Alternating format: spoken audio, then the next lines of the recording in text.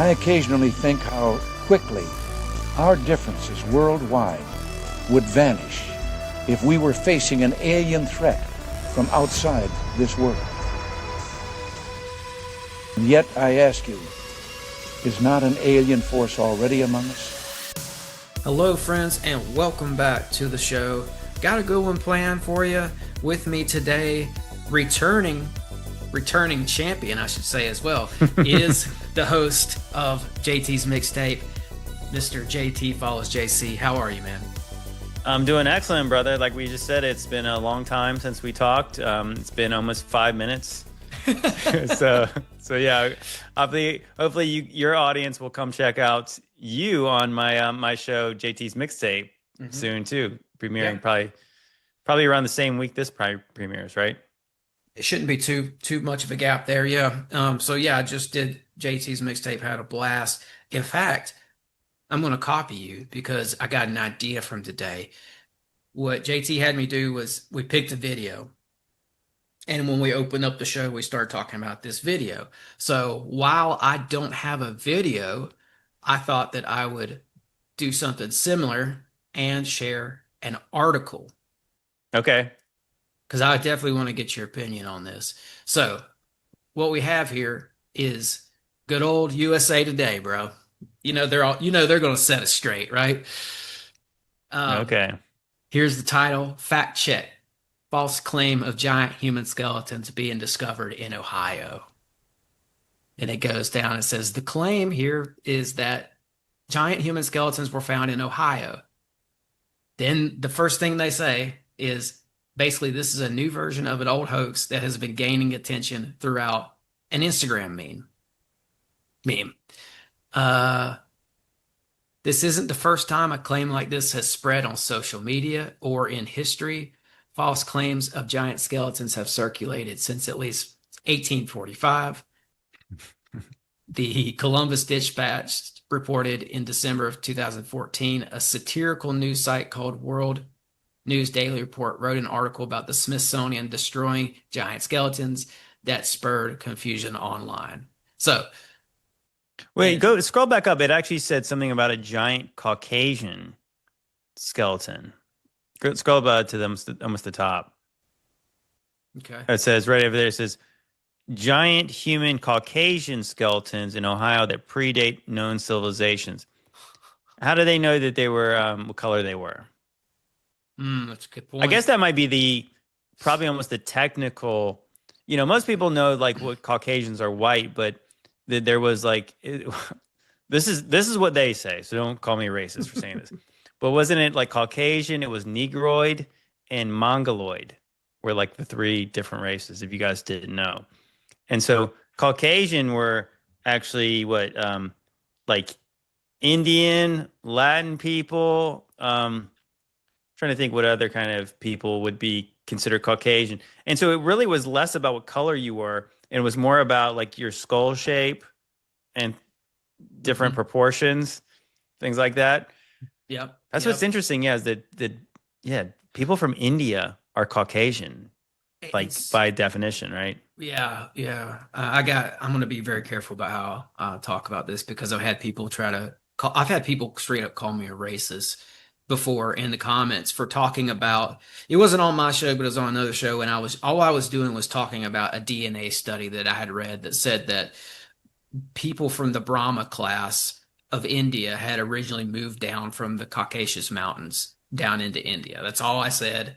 And they flipped out on me. They thought I was saying all Indians are white people, blah, blah, blah. But I don't know. I think if you go back far enough, like I said, I think that maybe this is, of course, I just was thinking out loud when I said that, because it was like, because we have been trained to believe Caucasians mean white people.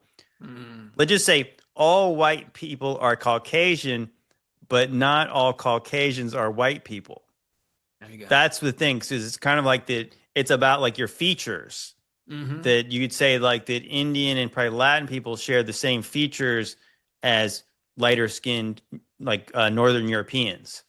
So that's what makes them Caucasian. And then people who are darker in like southern, northern Africa area. And then you also have people into like the west of Asia. They have different features than we have. It's not like, so like if you colored a person from India, like if they had the same skin tone as me, they would look not much different. Okay, I Right. see what you're saying. Yeah, yeah. It's So about the features. anyways, the whole thing is like it's funny you even said that the Caucasus Mountains. So you think about like even the story of Noah's Ark as it comes to rest on Mount Ararat, which is somewhere near the Caucasus Mountains, right? So then these people this family starts to migrate, and their family starts to migrate, and Right. and then multiply and fill the earth with their progenies. And then so there's where you get, and I want to say that it's something, of course, I didn't mean this to be like the race episode, but I'm going to say that my buddy Josh was talking about this, that like the amount of skin tones that people have is very similar to the amount of different types of the colors of the soil. You ever heard that? No. That it's like, if you really think about it, God made Adam from the dust of the earth, think like from like the clay, and that's what we're made out of. And then you think about it like that we are made of things that are from the earth. And so therefore, if you probably lived the place long enough, would that change the way that people looked there? I think that makes sense. I think that makes sense. I do too. And too, another thing, that this original post that this person, whoever made the meme, they may have been referencing one of the old giant stories where, and I've seen these stories where they find somebody who still has hair left on their head or still has skin, like they've been mummified in such a way, or that their skin is preserved a little bit and their hair is preserved. And of course, you see the facial features there too. So they might be referring, if the mummy was blonde headed and had Caucasian features, that may be what this is referring to in the first place. There's still hair left on the head. Like if it's blonde, right? That would mean it's like Scandinavian at the very least. Yeah, for sure. It wasn't even like they found mummies in Egypt that supposedly they DNA tested them and they came from not from Africa, or at least not the way that people would have presumed they might have been.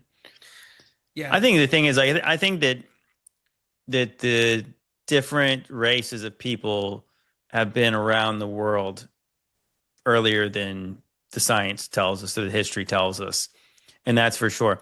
But yeah, that idea that all newspaper articles about giant skeletons being found were hoaxes, that's just nonsense. That's fake news. This is a fact check, but that's fake news because they weren't all fake articles. And there's lots of them. I've done one of my friends who does podcasts is Derek Olson, Megalithic Marvels, and I remember he has collected a ton of newspaper articles of all the times they mentioned finding giant skeletons. They're definitely not all hoaxes, and they're not all satirical.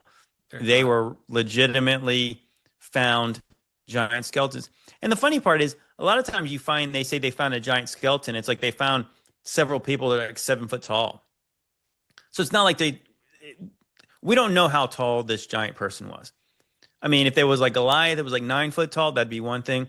But I mean, if you found, let's just say you found 10 people that were 7 foot, I think you could call them giants. But I mean, in the same way, it's also not so unusual because there is people who are that tall today. Yeah. So it's kind of like that they're really trying to protest. It's like thou dost protest too much. Yes. Well, you're trying to debunk this without actually, like, it's how could you know if that's a real story or not?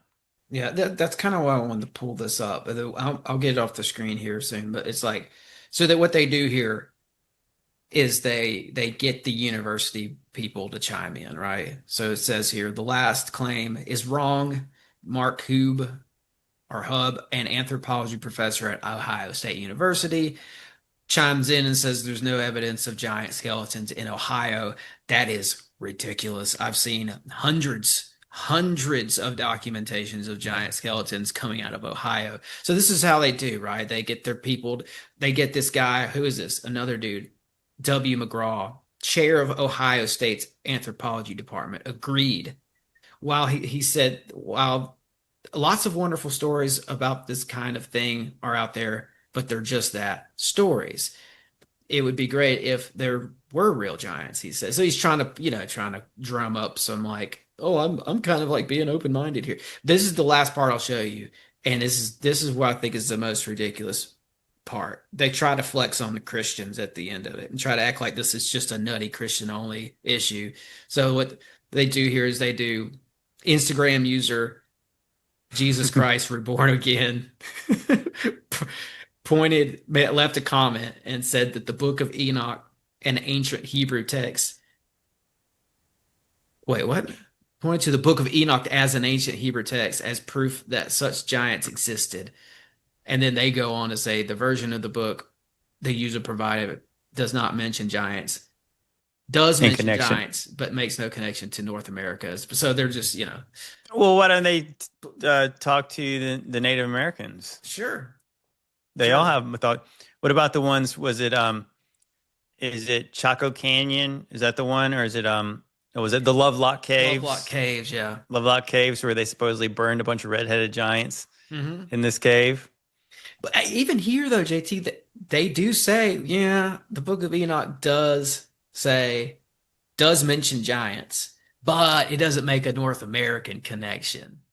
Well, yeah, you could say the Book of Genesis also mentions giants, and the Book of Joshua mentions giants, and the Book of First Samuel and Second Samuel mentions giants.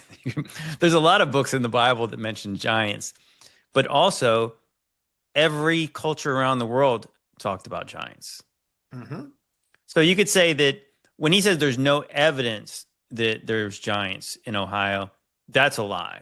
Right. That's just, now you could say there's no credible evidence. You could say, well, I mean, based on your definition of what's credible. Based on their opinion. Yeah. Based on the lack of humility in academia, that would be an answer you'd expect from them. Go dig into those serpent mounds. I want to see what you dig up from them. They dug up giants at Serpent Mound, and they had their guy, their institutional archaeologist named Putnam go in there, and they only allowed him in there with his select pick team, and he did document that there were 6-foot giants that they were finding, or people that were 6 foot in stature at Serpent Mound. But later, what came out are some pictures surfaced that they weren't only 6 foot. There was pictures of 7-foot giants at the knee, so they may have been even taller, that were pulled out of Serpent Mound, and they just weren't documented by the Peabody Museum. So yeah, and you said ask the Native Americans about this. I think that's interesting because I had a listener sent me this, and it says, I'm a Lakota Sioux. My great-grandfather was a chief, Red Owl. I've learned much since being a child, growing up in Lakota Sioux Nation, most of my family being from the Midwest. A lot of what is taught is wrong in my nation and other American nations, Native American nations. We have account of giants who occupied this land before us and were in fact giants, also known as Nephilim. There are so many stories of tribes battling against them, account after account, in fact, finding giant skeletons, bodies unearthed, and in the mounds. The Native American people will tell you they did not build those mounds and that it was, in fact, Nephilim. So there's an example of what one Native American has to say. Well, what about this one, the quote that's often quoted by people like us from Abraham Lincoln?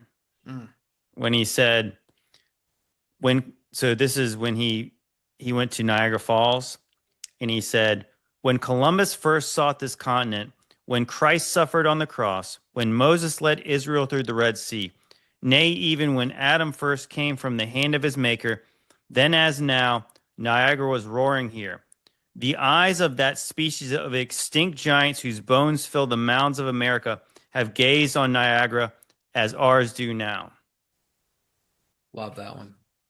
So yeah, Abraham Lincoln saying that the mounds are around America contain giant skeletons of extinct giants. I think they knew, JT. I think this was a situation where back in the 1800s, it was just common knowledge that there were giants buried in the ground over here before the whole Absolutely, thing got covered. absolutely. And George Washington even wrote that he found giant bones. Well, he was a part of finding some. Basically, he was overseeing the building of Fort Loudon in Virginia. And as they're digging in the earth to kind of create this fort, they uncovered two 7-foot giants. George Washington saw them with his very own eyes and documented it. Like this was just known. Oh, definitely. Well, you know what's interesting is that all the major explorers around the world, like even like people like Columbus, like Magellan, Amerigo Vespucci, and people like that, those people all wrote about giants in their diaries when they came to the Americas. Like that was known. Yeah. So if you like, particularly Magellan's a good story because Magellan encountered giants. And so Magellan is one who's credited with first circumnavigating the globe or the earth or whatever, you know, however you view the earth. But so in the same diary, that gives him credit for doing that because obviously you'd have to take his word for it because he wrote that he did. You know, it's not like you could, how else could he document that? He wrote in that journal that he encountered giants in the Americas. So that's really fascinating to me is the fact that certain things these guys wrote made it into your history books, but then other things they wrote in the same book they don't tell you about. Right. So I mean, yeah, that was common knowledge. There was giants when they got here. They pick and choose. Fernando Magellan, when he came over in 1520, and as he's circumnavigating the continent, he had a chronicler with him named Antonio Pigafetta. Pigafetta recorded an account of a giant. And I won't read the whole thing, but this is basically a list of stuff that I have just backing up what you said, right? There's all these guys, in addition to Magellan, who found this. Okay, in 1544, a map of the Americas by cartographer Sebastian Munster in a region of Patagonia they called Regio Gigantum, which mean regions of the giants. So even the regions were named after the giants. You've got Thomas Cavendish, 1587, documents seeing giants. His companion, Anthony Kivnit, was taken hostage off the coast of Brazil for 10 years. And he saw, in his time in captive, he saw giants that were 9 feet tall. And he said they killed one, and the one that they killed was even taller than 9 feet. Sebald de Wert, Dutch captain, June 1603, explores the coast of South America and the Falkland Islands, documents seeing giants. I could keep going with this. All these guys saw them. All these early explorers saw them. It's all throughout the 1500s, 1600s, and once you get into the 1700s, you even see the British Royal Society even talked about the existence of giants has been confirmed in one of their documents. They would later go back on that. So it's like at some point the narrative shifted and they decided not to put this stuff in the history books, like you're saying. Because there's so much history. There's just history that's known. I think it's like this might go into the same folder as dragons. Yeah. That all these ancient peoples wrote about dragons, and then later they told us there's no such thing. What's really interesting as well is that one thing they never told you about ancient Rome. Have you ever heard about the emperor of Rome named Maximus Thrax? No.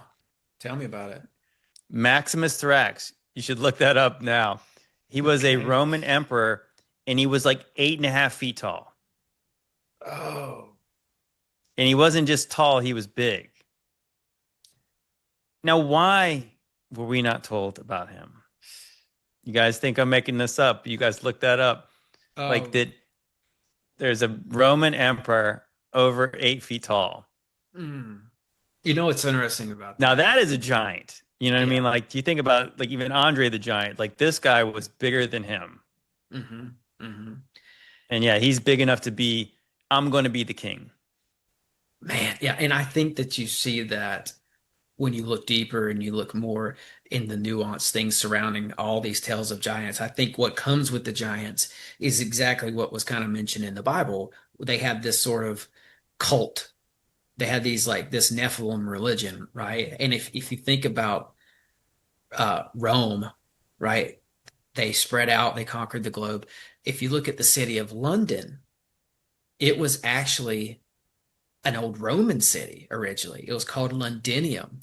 And it dates Yeah, back that's to right. like it dates back to like 43, 47 AD. But here's the deal. Predating that is the Roman temple of Mithras, where the cult of Mithras was. So they found that beneath London, and it dates back to like 240 AD. So what you have is the first thing that was where London is today. It was a pagan temple that predates the ancient city of London itself. Even it's like everything formed around that. And every time I see these accounts of like giant priest kings, I always see in close association with them some sort of a pagan temple that is usually like the center of the city. Yeah, well, I think that tracks with everything that you would even know about biblically is that you have these god kings. And so Yes. why are they considered divine? Is it because they're just really arrogant and they want to declare themselves God? I mean, I guess in some cases it could be that, but I think that it always comes down to these bloodlines of these families. They can trace their bloodlines back to angels, who they considered the gods. So the old gods were angels. And so reading your Bible, Genesis chapter 6, it said the sons of God, which we would know to be angels, took wives of the daughters of men, and they gave birth to Nephilim or giants. And so yeah, it's not just that they were big, it's that they were not even fully human. That's what, so like Shaq, I'm quite confident that Shaq is, though he's a giant, he's a big man. But when we're talking about people like Maximus Thrax, I don't think that guy was just tall. He likely probably could trace his bloodline back to Zeus or something like that. And that's what he would claim. And so, yeah, if he claimed to be related to Apollo or somebody like that, yeah, that tracks with everything. Or Mithra, it's because they're saying that they have a different blood than you and I do. And that's why all the presidents are all related. They're all distant cousins. They're all related to some king in England. And the king in England, I guarantee you, if you trace his bloodline back, he'd probably claim he's related to Nimrod. Yeah. Who would have been like the original emperor, tyrant, king of the world, which I believe Nimrod was Gilgamesh from the Epic of Gilgamesh. And so he was, again, I want to say that in the mythologies, Gilgamesh was 17 foot tall, something like that. So yeah, he was like a real deal, probably first generation Nephilim. Well, Like, yeah, that's the thing with specifically the king of England that you mentioned. He traced his bloodline back to Vlad the Impaler, but if you look at Vlad the Impaler, his bloodline goes back to one of those Nephilim kings from history. And even on his tomb, like you can look up Vlad's tomb, and it's got the serpents on it. It's got dragons and serpents all oh over yeah, he it. was in. I remember looking this up. Vlad the Impaler was like in the organ of the Order of the Dragonists or something like Yeah, that. It was almost like sounded like it was made up, but yeah, like yeah. he was in the Order of the Dragon. So who's the dragon? I mean, it could be the dragon as in the devil. I'm pretty sure that one of his nicknames was Son of the Devil. But also, you could think dragons could be the fiery ones. They could be seraphim. Mm. So it could be a different, seraphim angel who was fallen, or it could be the devil, but probably the devil, just because that's his Son of the Devil was one of his nicknames. Yeah. I think they had their own version I think that they associated themselves even with the dragon, with the serpent, whatever that meant to them. And I think there was probably a serpent seed cult involved with this as well. Definitely. Hmm. And I think you see that with personally, I think when you look at Serpent Mound in Ohio, that may have been built by people from over there in the Middle East. I think that the Phoenicians came over here, the Canaanites come over here. I've been looking into that a lot lately, like evidence of the Canaanites in North America. And let me tell you, it's here. And the reason why I think the Serpent Mound is a part of it is because it looks a lot like a couple other serpent mounds, including the one in Bashan from the Bible. And we know Og of Bashan in the Bible, right? Yeah, It it was likely 13-ish feet tall, somewhere like that in that range. Yeah. Yeah. So you've got our Serpent Mound in Ohio possibly influenced by the giant in the Middle East that the Bible talks about, outside of Goliath and maybe a couple others. And Og and Sion and Goliath are pretty much the only giants I want to say. Oh, there's also Anak, because they talk about the sons of Anak. So Anak must have been a really bad giant. Ishbi-Benob is another one. Okay. He's in 2 Samuel, I think. His name, I looked into it. It seems like his name means one who sits at the high place, son of the necromancer. Oh, wow. Son of the necromancer. That's really interesting. That sounds like 6 fingers. Of course, like I said, I always really get into I've been nerding out on the Tolkien stuff. Nice. And my audience is probably like rolling their eyes every time I bring it up now. But I was thinking it was interesting in those new movies. I guess they're not new, but the Hobbit series, the prequels to the Lord of the Rings. And so when Sauron comes back, when he's taken when he's trying to regain his form, he appears as the necromancer. Mm-hmm. And it's like, so I think this is my conclusion. I think that Sauron is the devil in the show. I mean, I know that's not really reaching too much, but it's interesting in the Tolkien mythologies, you have Melkor or Morgoth. He was like the original Dark Lord, and he was the more powerful of the two, him and Sauron, because Sauron was like his, one of his head lieutenants or somebody. But then Morgoth is stuck in the pit, in some bottomless pit. And I often wonder, could that be like somebody like Azazel? Azazel was like the original big baddie in the times of Noah. But then he's stuck in a pit. And so in Tolkien, that mythology, you have this just evil being who's very powerful, and he tries to rule by like brute force and just sheer evil. And then when he's out of the way, so the new Dark Lord is Sauron, who's different, and he's got a more pleasant appearance, and he tries to rule through deception and through cunning. And I'm like, that sounds like the devil's described in the Bible. He's not actually trying to overpower people. He's manipulating people to do his will and ultimately get them to do the dirty work. And biblically, it's to condemn themselves. And then he's the accuser. Anyways, all that being said, I thought it's interesting, like that before he can take his full form again, he's the necromancer. So is that saying that this giant is the son of the necromancer? Is he saying he's the son of the devil? Mm-hmm. Oh, that's interesting because because it tracks, right? Because if he's a son of an angel, he was a Rephaim, and the son of the necromancer, he also said to be Rephaim. Mm-hmm. And that word's interesting too. In the Old Text, it refers to giants or to ancestors who have passed on to the other side, ancestors in the afterlife. So what they had was an ancestor worship cult where they would go into their Canaanite temples, like the Temple of El, and they would get in touch with the ghosts of their giant ancestors. And they would get information from them and get guidance from them and all that. It's like, I know I've said this before, but it really is like Star Wars, where the Jedis die and they come back as an apparition. And that makes sense too, because that does make sense too, because they're different than regular people. So when they die, like their spirits do not go. There's no place for them to go, so they remain as unclean spirits on the earth. Mm-hmm. Oh yeah, that's really good. You know what's interesting too is that, have you ever heard of the Stonehenge of the Levant in Israel? I don't know. Tell me about it.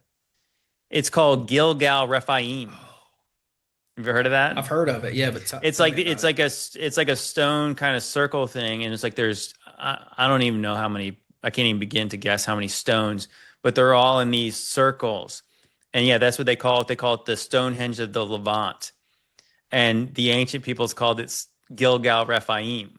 Mm. So I think Mhm. it's pretty cool to think about that too, because it still has that name, It still and has so the name. biblically the Rephaim were giants. And so that place is some kind of satanic thing that has something to do with, who knows, some kind of astronomical marker, some kind of solstice Oh, all of the marker. above. All the they Yeah. use those. I think that they use those sites like Stonehenge and others for different things, all associated with the cults that they were in, and lining stuff up with the solstices. And like they would. One of the things I've heard about was pr- uh, let's see, like temple prostitutes in the cult of Ishtar, which, by the way, all the Canaanite Raphaim giants I've looked into were also very much a part of the cult of Ishtar because they were very into this goddess worship. But what they would do at a place like Stonehenge was line up their rituals with the solstice. So in summer solstice, I think it was, they would impregnate the temple prostitutes. 9 months later, winter equinox, they would sacrifice the baby that was born. Oh my gosh. Yeah, it's terrible. But that tradition mirrors a lot of stuff you see going on with the holiday of Easter, which Easter is Ostara, Yeah. the Hmm. Nordic version, I think, of Ishtar. So, but they were laying this stuff out, like you said, to mirror the heavens. And I think they did that with their cities and buildings as well. I think that they were like this down to the layout of the cities themselves, like old cities over here, even that were constructed over after cities in the Middle East, maybe even followed that model. Like if you look at Baghdad, it was laid out astronomically. The city was built on sacred geometry, and it was meant to be like magically charged. So there's probably a reason that it's been said that that museum over there sits on top of a stargate because perhaps the city was like an astronomical talisman that charged the whole place and lended to it Hmm. like being prosperous even in the ancient world. Yeah. You ever watch those Conan movies back in the day? I remember those being on vaguely. You should watch them again because it's really interesting, kind of with the new lens that you might be able to Mm, see it through. Because I want to say that in Conan, if you watch it now, because you'll catch some of the references, like they come from like Hyperborea or something like that, some kind of Hyperborean empire. Which that would be like the mythologies of this place, kind of where the North Pole might be. Like for sometimes they had like races of giants there. But there was an interesting scene, I think, where he's coming up to this another kind of Stonehenge looking thing, mm. and then the old Asian wizard guys telling him about how this was a place of great kings and giants and places like that. And I actually looked it up. I think they recreated a set where there was another Stonehenge in Spain. It's down in like yeah, it's like might be partially uh covered by water, depending on like the tides now. But yeah, there's this another Stonehenge down there, and Spain has tons of stuff about giants, like the dolmens they have there. And I know Brian, he's talked over and over again about they're like the Basque region of Spain and France. They call them gentils. I think it's like Jetil, which sounds awfully close to Gentile, and it's almost like that Yes. they looked. If you look it up, if you look at what a Gentile looks like, it looks like Chewbacca. It looks like Bigfoot, and yeah, they were known for hurling stones and all that kind of stuff. I think the reason that's probably why that the people in Israel back in the day called people Gentiles is because they were saying they weren't human. Oh, wow. Mm. Yeah, they were because you really think about it, it kind of makes sense that God sends them into this place, and then lots of the people are not human, that they're purging out of this place. So then they would kind of almost assume like that they're the chosen people. They're the only humans left on this earth. So the rest of the people are not quite human. Mm-hmm. Yeah. So you have the Gentile giants, and then you have the Gentiles. Man, did you say that was France? Yeah. Well, there's like they call it the Basque region, Yeah. and so there's this probably I think it's a country part of both Spain and France. They connect. Yes. Yeah. That's exactly what I was getting ready to bring up, is that area right between Spain and France is called the Pyrenees Mountains. Mm-hmm. And I looked into that region, and it is one of the most magical, weird place. There's old cults there, old Luciferian cults there that operate like under the radar. Like, Oh yeah. a lot of the people there are like descendants of the Cathars, who the Roman Catholic Church came in and killed them. But the Cathars had like kingdoms on it, big castles and stuff, and they were said to be like occultists. It's just a land of sorcerers, man. There's like alchemy carved Mm-hmm. into the monuments and stuff, and there's stargates everywhere. It's a crazy region of the world. Yeah, it's kind of like you watch those medieval movies and stuff like that. It's like you wonder how much of that stuff was kind of real. Yeah. I think some of these regions, people can call me crazy, but if you take into account ley lines and some of this other stuff, or like what we were talking about with the cult of Mithras, why did they choose that location in the first place? It's probably because they had a reason to. They thought it was a sacred area, so that's why they put their temple there. And I think that's why some of our cities are where they are, especially the cities in the Middle East too. Like the feng shui was already there. The geomancy was already in place from like an older group, right? Yeah. Like even like the Nephilim, who were trying to leave, they were running away, they were fleeing because they knew that Joshua and Caleb were after them. I think they would have made little establishments along the way. Well, yeah, I guess the real question would be why did these old Nephilim choose the places they did? Yeah. That could definitely have something to do with ley lines. But I would say that the people later from them, like especially if we're talking about people who are into witchcraft, I know why they would have picked the places where the giants were, because that's where demons would be. So that's what witchcraft really is being able to manipulate demons to do your will, because they're powerful. King and Solomon. they're right. Yeah. You go Lesser Keys of Solomon and stuff like that. I think that's why the Freemasons rep Solomon so hard in the pillars in the temple and stuff like that. Mm-hmm. Of course, he's the guy who had all the gnosis, right? Because he was the wisest man ever.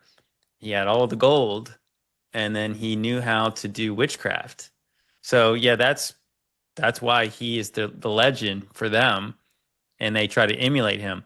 So yeah, if you think about that, if somebody was going to try to get some kind of ancient power, they would go to the people who had ancient knowledge of everything. I mean, that's the thing. If you really believe that the mythologies from like people, even like the Aztecs, going back to the Americas, they claim that the giants built all the craziest megalithic stuff. When the Spanish asked them who did it, they said giants did it. So if we all wonder like the mysteries of the pyramids and all these other megaliths, how were they built? What if I could tell you that you could get answers from somebody? Fortunately, you don't want to get answers from these people because it's going to cost you something. So according to the book of Enoch, the deceased giants became the demons. They became the unclean spirits because God never intended them. So there was no place for them. So they were destined to roam the earth as unclean spirits. So those giants are still here in many cases, likely, is that they're here. And so they are very old and they know lots of things. But obviously we know that they're evil.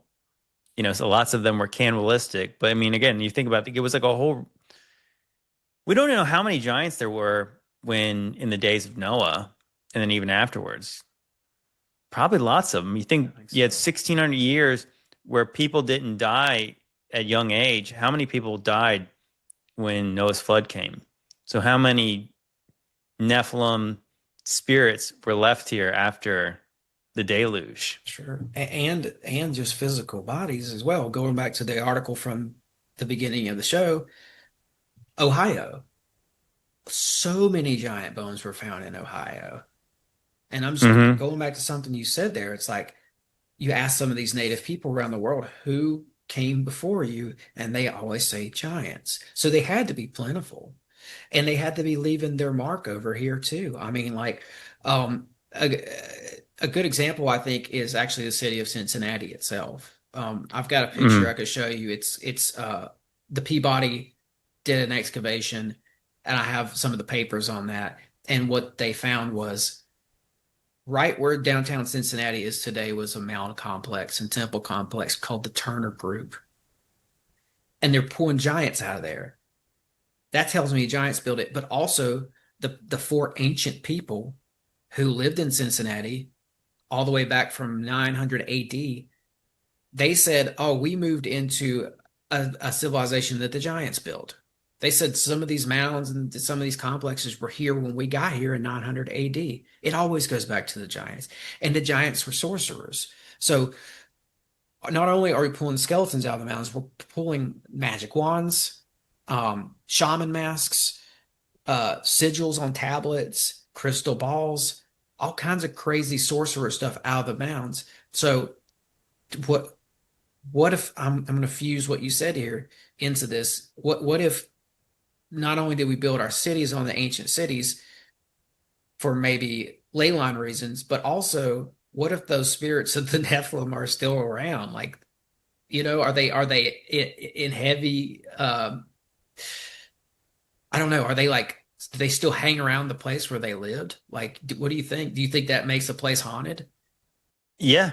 Yeah, I think that they do. I don't know that I believe they could move, but maybe there's something where they could be trapped to certain Mm, things.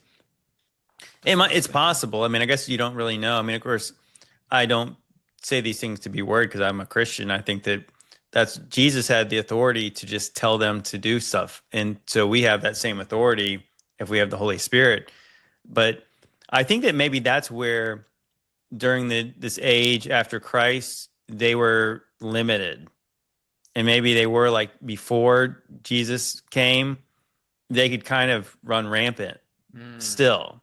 They're it's kind of like the Pirates of the Caribbean, like where they're immortal, but they're really not. It's like they're dead, but they're really not alive. They can't experience anything. So they can do lots of things and they can have effects on people, but they get no pleasure in anything they do other than just tormenting people.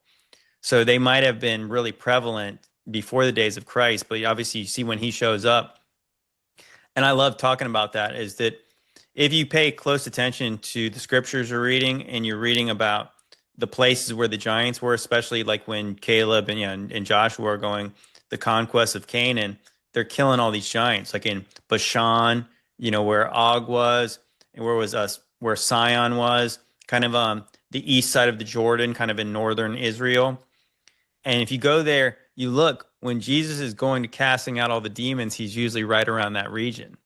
Mm. So it does seem like those demons stuck around afterwards. Yeah, and I like what you're saying about maybe they were like chained after Jesus because he went certain places and did certain things like the transfiguration. Seems like he was claiming victory over the occult. Like Yes, things are yes, going to he be was different going around to. It here. was that if people don't know that so in the book of Enoch, the Watchers descended down and they made their pact about what they were going to do with sinning with the women on Mount Hermon. And so in the Bible, it talks about them going to, they were around the Sea of Galilee, which would have been that same region where Bashan was. And Bashan was kind of at the base of Mount Hermon. And so what they called it in the days of Rome, they called it Caesarea Philippi. So that's where Jesus went up to the mountain, and that's when he transfigured. And then they went down, and they were still at the base of the mountain. And that's when Jesus said that you're Peter, and on this rock, I'm going to build my church, and the gates of hell are not going to prevail against it. So he's like literally talking to, it's like he's putting his stake in the ground right at the gates of the enemy, of like where these demons were all around him. Hmm. So like the kind of like the voice he had to the spiritual, he's not just speaking to the apostles, he's speaking to all of them. It's really kind of awesome when you think about it, and you think about like I know Michael Heiser talked about this, is like when he was saying like, I give you my authority. He's talking about like spiritual authority, where like there was these different princes over these certain regions. And so when Christ came, he changed everything. And so I would say that now there's a situation, maybe like you're seeing the degrading of it, but you think about like a bunch of Holy Spirit filled Christians, demons don't want anything to do with that. Because if you think about even like the story of like, I guess the demoniac, is that they were like, when the demons knew who Jesus was, and they did know, they were like, whoa, you're not going to send us to the abyss, are you? Please don't send, like, this is not our time, is it? And so that with the power of the Holy Spirit, they have to listen to the authority of Christ, the authority of the Holy Spirit. So now that there might be a situation where these demons would be kind of more hidden in places where, you know what I'm saying, like that they would not be under siege by a more powerful spirit. And so, but now as the culture degrades and people get debased, they're more free to mingle around into like normal places where they would have no thought to do when you'd have a more Christian society, right? Yeah, I think they also go where they're wanted or where they're invited. I think that's Yeah, it's like the meme of the vampire where they knock knock. Well, aren't you going to invite me in? I can't come in unless you invite me in. right. So they do operate on consent. Yeah, and I think modern people can invite them in ways that might not seem obvious. I think your mindset or like what you surround yourself with, maybe even down to like some of the songs you listen to, movies you do, maybe some of the games you play, you never know, that might be an invitation, an initial invitation. Well, I think that you have a conscience, and I think you start to violate that. I think that has something to do with it. But I also think about, we often talk in the conspiracy game, especially when we're watching movies and stuff. We're like, oh, they always have to tell us. I don't think they always have to tell us, but I think that they do. Because again, I brought up Sauron as an example, where if you watch the Rings of Power show, it's not a great show, but that character is pretty interesting. Is that the way he manipulates people, and then they'd be like, "You tricked me," and he's like, "No, you actually made that decision." He reminds them that I tried to stop you from doing that, but you made the wrong decision. You ever seen the Devil's Advocate?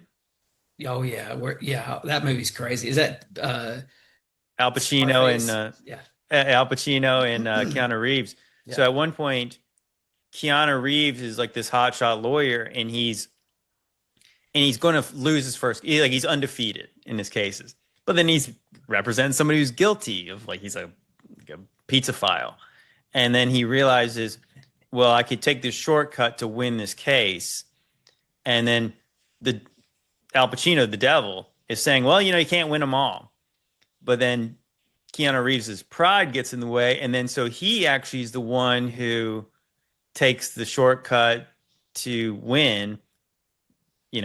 Obviously get somebody declared innocent who's guilty, and then later the devil reminds him, no, remember I said that you can't win them all. I was saying it was fine that you'd lose, but it was him who made the decision. So I think that that's like in the same way that they puff you up and they kind of twist you a little bit, then you make this decision, and then it's kind of like, well, now I have access.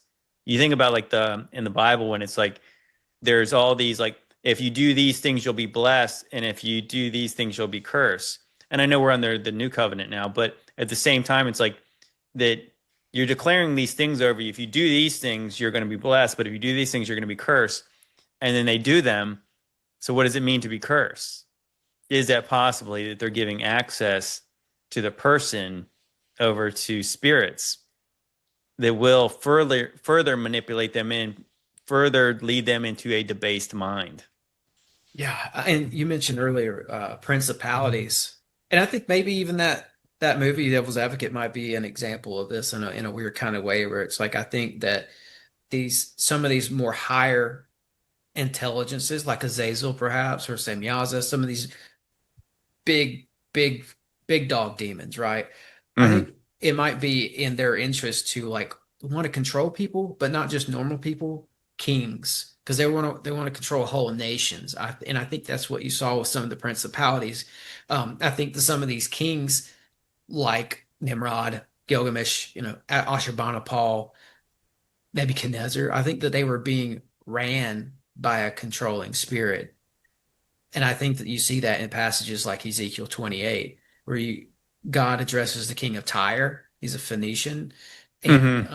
and then he takes a breath, and then he addresses the spirit ruling over the king of Tyre. And it's very obvious that God has gone from addressing him personally to addressing a supernatural entity. Yeah. I agree. It's wild. I mean, there's a couple passages like that, and like this one might be unpopular to even go down this road, but like Isaiah 14, Isaiah 14 is the chapter that everybody says is about Lucifer in the Yeah, Bible. I would suggest it might not be Lucifer. I agree with that. Do Actually, I agree you? with that. Love Oh it. yeah. Love it, Hmm. man. Because I've got the whole thing in, because I studied it recently. It's like um, God seems to address, first of all, he addresses the kings of Babylon. Then he addresses this ruling spirit, and he says, Day Star, son of dawn. And if you look at the Hebrew there, it's Hallel ben Sahar. Hallel means shining one. Uh, the rest of it means son of the morning, or Hmm. it relates to the planet Venus, right? And Yes, Venus right. is, Yeah, the light bringer or the morning star is often referred to. That's what Venus is, because Venus is like in the morning. If you see the star that's left, it looks like it appears to pull the sun up. yes, exactly. And if you trace the path of Venus long enough, it actually makes a pentagram, which is interesting. But that Lucifer was added later. The word Lucifer, Yeah, the the name. It Lat, was it's the yeah, the name's Latin. not. It's not a name. It wasn't a name. It was like a Latin word for shining one. That's the only reason why they used it, from what Hmm. I could tell. It's like, oh, it's just a descriptive word. It just means shining one Yeah, the in devil's Latin. name is not in the Bible. No, it's not. It's not. And I've looked at all the other passages. I looked at the Revelation passage too, where everybody says it talks about the one third of the angels being kicked out of heaven, led by Lucifer, and it doesn't say Lucifer. It No, it says the says the dragon. dragon. It just Yeah. literally just calls him the dragon. We know the dragon is the devil because it says that when he gets cast down, I think it says, the dragon, who's Satan, who is the serpent, that ancient serpent is cast down. So the entity in the garden is the dragon. That is Satan, but it still does not say what his name is.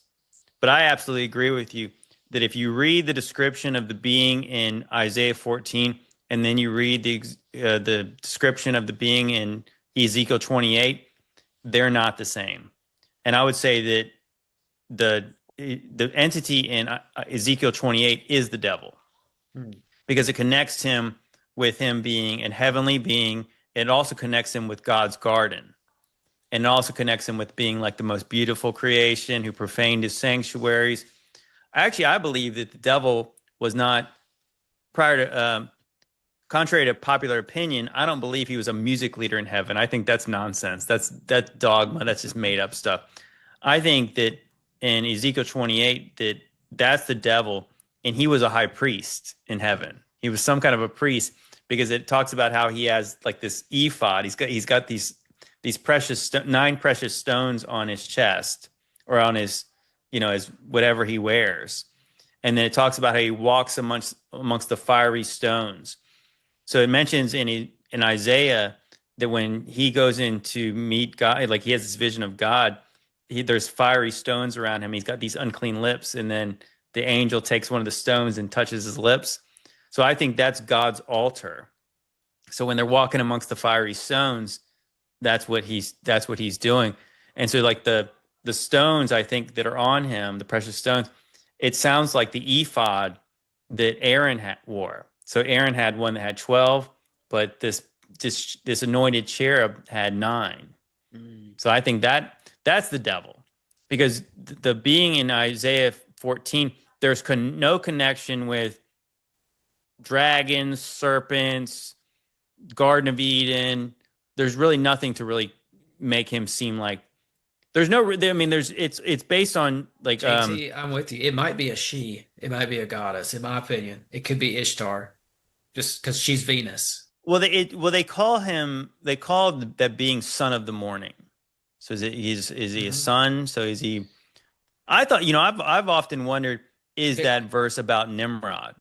Oh, that's Is that about like, because it says something like that you wanted to build you ascend to the heavens, but then you're going to get thrown down to the pit, down to Sheol.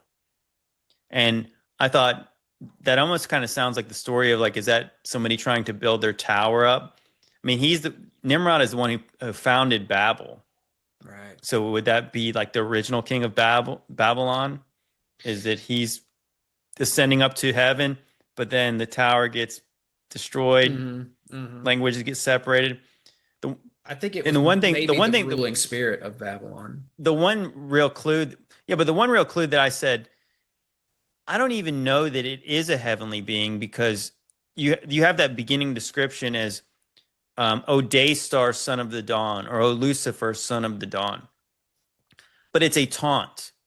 So it's kind of like you fancy yourself a sun god, but you're actually just a man. Because it actually says when this being goes down to the pit, it says he's going to, is this the man who shook the nations? Is this the guy? And I remember thinking, like, that was my first clue. I'm like, why is anybody going to look at it? It was almost like he's described as somebody who looks pathetic. Is this him? And I thought, so when we finally see the devil, are we going to be surprised that he's like a pathetic old man or something? But the way it's described is like this man, whatever this being was a tyrant. He was a warlord, and he was killing people with swords. And it's like his army was killing people, and he was conquering places. And that's why I just wondered, could that be about Nimrod? Because when it talks about in, I think, Genesis 10, that he was becoming a mighty man on the earth, I think he was making a name for himself. He was a mighty hunter before the Lord. And I wonder if it was like he was hunting men. He was killing people. He was a tyrant. And so people were going to be happy when he got cast down to the pit. And I don't know. I mean, like I said, I'm open to other interpretations, but I'll just say this, that if anybody says that's the devil, it's like that they're only repeating things they've heard, because I don't think you'd ever read that and ever get that out of that Isaiah 14. Yeah, I think so too. And back to Ezekiel 28, back to that passage, I've often wondered if that was more about Gabriel, who the book of Enoch mentions, a fallen angel. Gadriel, who was a part. They said he was one of 5 who helped participate in the fall of man. And and he's the one who deceived Eve. Yeah, that's what it says in Enoch. Yeah. So I'm wondering if we don't have ourselves a little cabal of several different entities masquerading as Lucifer. Well, I think that's the thing, is like that people don't even know that Satan is not a name. It's a title. It's a description. It's your adversary, Satan. So that's not his name, but that's what he is. In the same way that, God has many titles, but that's not really his name either. So what I think is in the book of Enoch, it also talks about the Satans, plural. So anything that's an adversary to us and to God you could call it Satan, and it could be accurate. It could be a regular demon. You could call it Satan. It would be not inaccurate. But I think about even in the Bible, when it talks about this beast with these different heads, it's like those heads could represent these other fallen that are also powerful. They're not all the serpent from the garden, but from our perspective, they're still really powerful entities that are obviously would be considered Satan. Yeah. Even, have you ever read the apocryphal book? It's called The Ascension of Moses. No, I haven't actually. should read that. It's not very long, but it's really interesting. If you've ever read the book of Job and you've wondered about that weird thing that Job says about how that even the archangel Michael did not lay a claim against the devil when he was fighting him over the body of Moses. Instead, he rebuked him in the name of the Lord. May the Lord rebuke you. You remember that story? Vaguely. Yeah, so there's a story that Jude just brings up, and it's very random, that the devil and the archangel Michael were fighting over the body of Moses after he died. And you're like, that's really random. Yes. But if you look it up, yeah, there's a book called The Ascension of Moses, and it mentions that. That's wild. Yeah, and it talks about Which devil? Which one of these it guys sounds like the legit devil was, but he was named in this book. He was called Samuel, but he was like the god of the material world, which kind of tracks with stuff with like John said. John said that this world is of the evil one, and so he says if you love the things, Samael. Samael. Yes, I've heard about that entity. Yeah, so so it's kind of hard to say what his name really is, but you also think about it. You got the song Simply for the Devil. It's got many names. Yes, yeah, exactly. Well, that's the thing. You've got Gadriel, Semyaza, Azazel, Samael. There's a couple of these, and then there's the Assyrian as well, who's mentioned in the Bible. It's like a seraphim. They just call him the Assyrian. It seems like over time, all these different entities got amalgamated conceptually into Lucifer. It's almost like it's not just one deceiver. It's almost like there's several. And yeah, there's one serpent from the garden, but yeah, there is a team of these fallen that are adversaries against, in rebellion against God, and are our adversaries. It's kind of tracks with the whole idea that if you read the Old Testament and you really pay attention, like not everything's just called an angel. But I think by the time you get to like the Greek version of the New Testament, or I mean, it was originally in Greek, but the point is, it seems like that the words they use, and it might be because the apostles are using words that people can understand that they're writing to, because it's really just they're writing letters to people. So it's kind of like I mentioned on our other podcast that Peter mentions that angels were in Tartarus. Well, Tartarus would be what the Greeks and Romans would know about, would be the bottomless pit. So, but he calls it the word that they would know. Mm-hmm. So that's where they believed that the Titans were being held. So Peter's, from my perspective, is saying those Titans were angels, and that's them who are stuck in Tartarus now. So when you get to the New Testament, it's kind of just like you have angels and demons. But I believe that demons are not fallen angels. Demons are the unclean spirits that are from the fallen angels. So the angel is still an angel, whether fallen or not, just in the same way that a person who's a bad person is still just a person. You could call him something else, but you know what I'm saying? Like that. Yeah. But I believe that the demons are unclean spirits. Those are the descendants of the Nephilim. And so angels are something different. The angels are their fathers.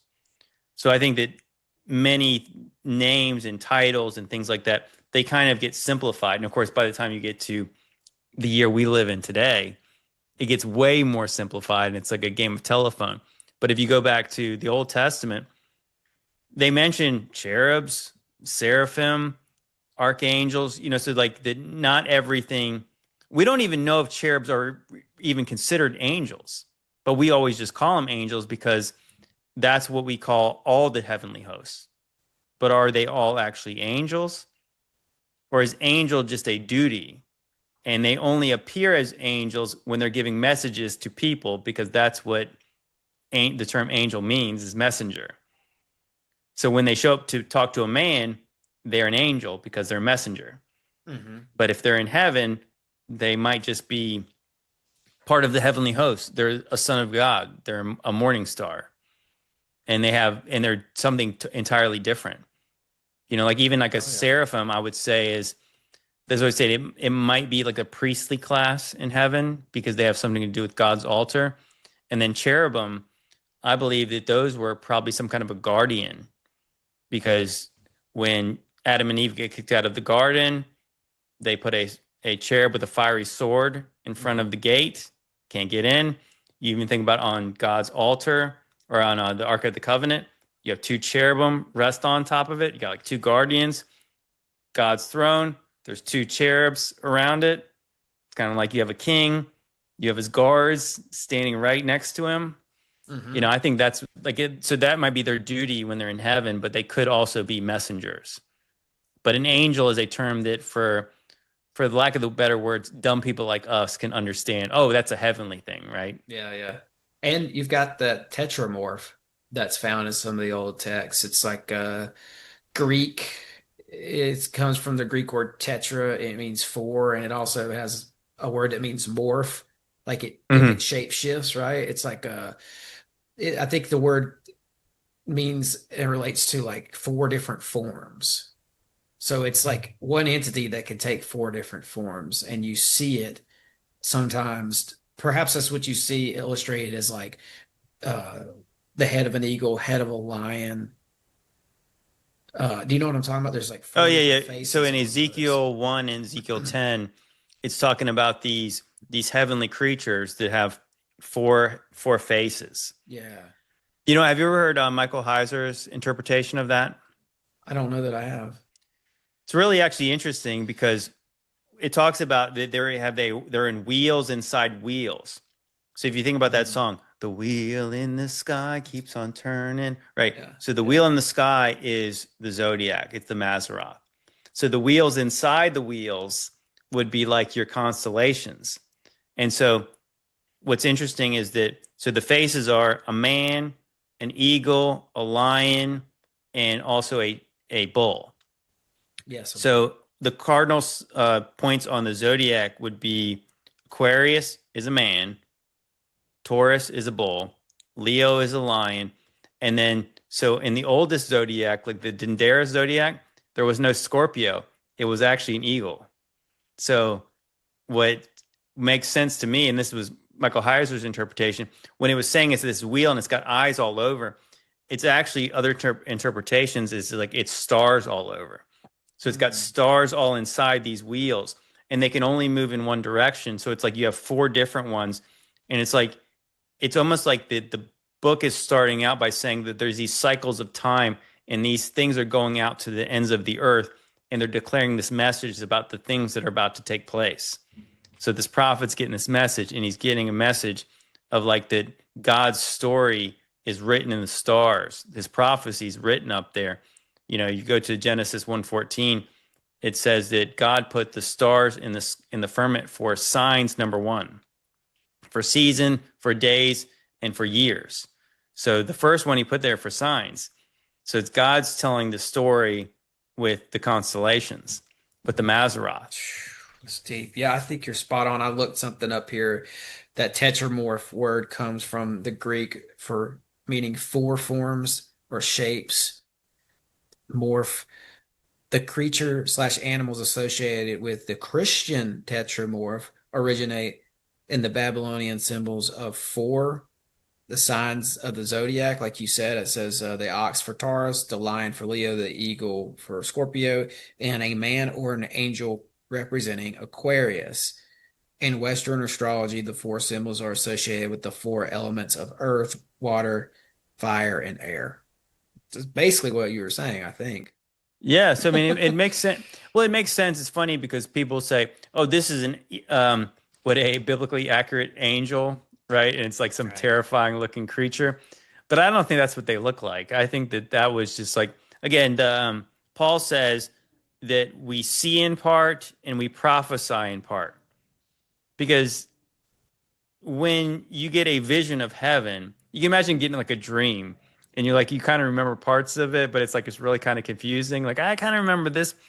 They don't see exactly what they're seeing, but they're getting a vision of something that God's trying to tell them. And it makes sense that this certain prophet's getting this message, and this is before the fall of Jerusalem, that Ezekiel's getting this message. And so this stuff is going forth. And then eventually Ezekiel's in Babylon.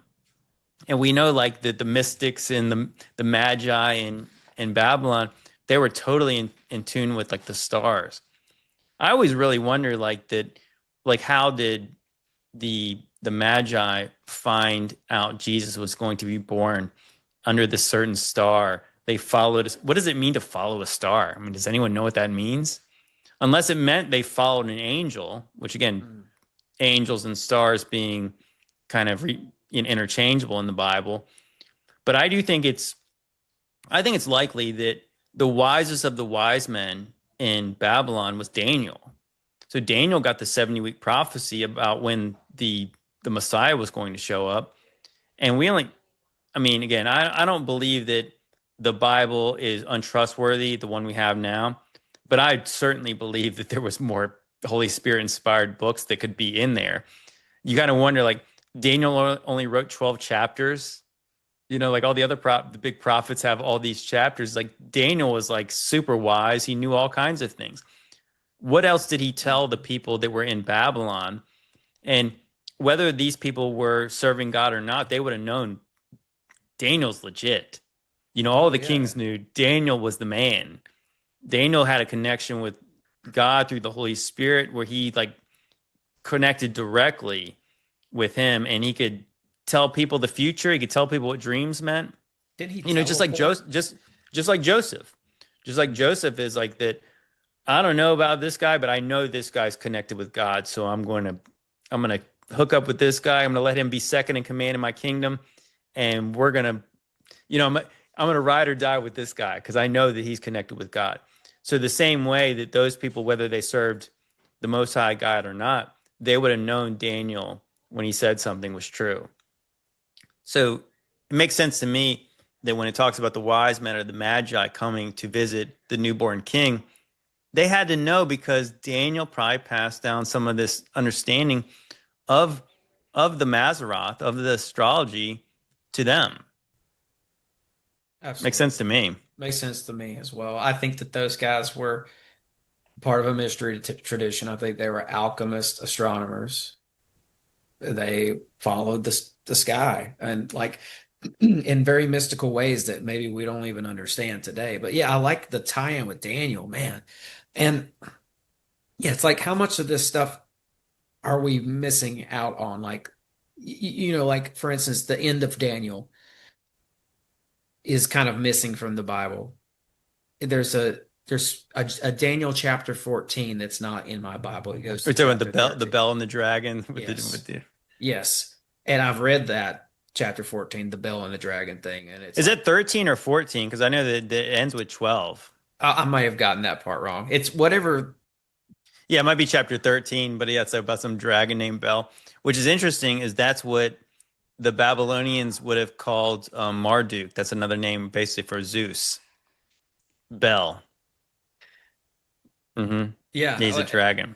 And it also says that when I read it, JT, I thought that it was describing a real like a pet dragon that this king had. No, I think that's how it reads. That's why it seems so weird and disconnected. That's why it's like I almost don't fault them for not including that because it doesn't seem like where does this come from compared to what I just read? You know, the really interesting part is that if you read the end of just Daniel 12, it ends with like the 70 weeks is like left you hanging like big time. You know what I'm talking about? It's like the Gentiles are allowed to trample on the holy city. And then it just says, blessed are those who basically endure and keep the faith for this certain amount of days. And then the book just kind of just ends. Yeah. We don't have Daniel's reaction to any of that stuff. It's just kind of like, that's weird how it just abruptly ends. But it's even weirder that it starts telling the story about how he slew some dragon with tar and whatever he did, lit some tar on fire. Is that how it happens or something? Yeah. So you're right, man. So Daniel in my Bible goes to chapter 12. And I think if you add Bel and the dragon back on, you get chapter 13 and maybe even a chapter 14. Okay, maybe there's two more chapters. So And yeah, it's wild. It talks about a real dragon. Like the guy had him chained up and they were feeding him and everything. It also makes sense that they would name a dragon after their god too, Yes, that makes a because lot of sense. mhm. And I'm a little hazy on this, but I remember when I was reading Bell and the Dragon, I remember thinking, oh, there's mention of another story that it kind of ties up a little bit, where there's some story about Daniel like transporting and showing up in, or some maybe it was another guy who showed up in the lion's den. Oh, okay. So that would that have been an angel? Yeah. Yeah, and I'm sorry, everybody listen. I'm totally blanking on the details of the story, but isn't it like Daniel's in the lion's den and God sends, maybe it's a prophet to him? Well, I think that they say that there was an angel like holding the jaws of the mouth of the jaws of the lions open, so he wouldn't be eaten. Also, then in the same book is that the story of Shadrach, Meshach, and Abednego, and then they were three people went into the fiery furnace, and then Nebuchadnezzar says, "I see four," and the fourth appears to be the appearance of one of of a son of God, of one of the sons of the gods. So Mm. he saw an angel in there with him. Yeah, it's saying here the angel Gabriel was talking to Daniel. Oh yeah, so when he's getting the prophecies, Gabriel's yeah, he's the one who's talking to him. He's the one who also tells him to seal up this book till the times of the end.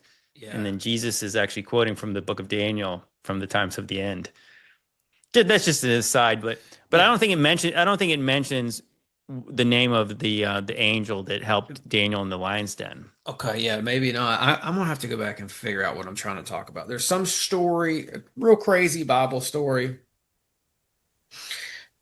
about somebody. It sounds like they were like picked up and carried to another location, like they were transported. And remember The thinking, story of Philip sounds sort of like that in the book of Acts, if that's what you mean. maybe. I just remember thinking they were alluding to that story, whatever it was, in the couple chapters at the end in Bell and the Dragon. I was like, oh, this might tie up some loose ends here from I have to read other. it again. Yeah, me too. Other stories, because I think a lot of those apocryphal books, so-called apocryphal books, are like that. You know, you can find real gems in there. It's like Enoch, man. Like it just really ties up a lot of loose ends for me. And I know people said that about Jasher and Jubilees and some of these other books. I think that people get really it's dogma. It's like that, oh, that's not in the Bible. But you're talking about the Protestant canon, it's the newest. But it is in the oldest Bible. So wouldn't I expect that if I believe the Bible, the churches closest to the Bible would probably be the ones that would be more reliable than the ones that are what people say are 1600 years after the Bible was written. So that's the Bible you trust now, Hmm. right? As the last book was written. So I think from my perspective is we live in the age of faith and grace in the new covenant. And I read these apocryphal books to gain understanding. And I also know that it's very difficult to rely on these other extra biblical books as being 100% accurate. But if they don't contradict what God's word says, I say it's better. It's a better explanation for some of this stuff than I've heard anywhere else. So that's why I would say that it's like you can read these books and spit out the bones. I think that when you get into some Gnostic texts and it's telling you stuff that's clearly contradictory, like faith matters of what the Bible says. Well, I'm saying like that. I feel like that the people behind the pulpit sometimes really underestimate that the Holy Spirit's our teacher. And if some Gnostic gospel is going to sway you to get off, the narrow road, well, then you were probably never on the narrow road. You know what I'm saying? Like that I think that we who are interested in the truth, would you rather us, go watch some Hollywood production, or would you rather us read a book that might be true, you Yeah. know? Yeah, absolutely, man. I mean, like, I don't know about you, but when I came across Genesis 6 with like a new pair of eyes, and I realized, knowing what I know now about all these archaeological finds and stuff, I realized the giants were a real thing. I want to know more about giants. So I found that some of these extra biblical books were really good for that. It's even like the Book of Giants. I read through that. It blew my mind. And it was found with the Dead Sea Scrolls.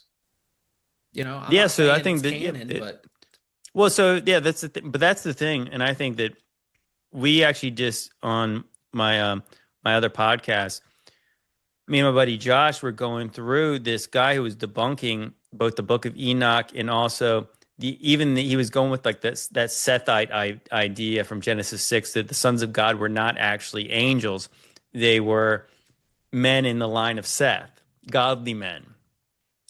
And when you're like just taking this apart, it's like it's preposterous when you actually can see it. Like there's no unseeing it. But I think that some of this is just like this tradition of dogma trying to say, oh, well, no, that's too crazy to be true. That could not be true. And you're like, the Bible has a lot of crazy things in it that we believe to be true. So like the giants are probably one of the least crazy things I've ever heard. I mean, it is, I'll admit, angels having sex with women and producing a hybrid race is kind of crazy. But that story is told everywhere, right. all around the whole world. I mean, so to me, I would say that when I discovered that, comparing it to like Greek mythology and things like that, I said, you know what?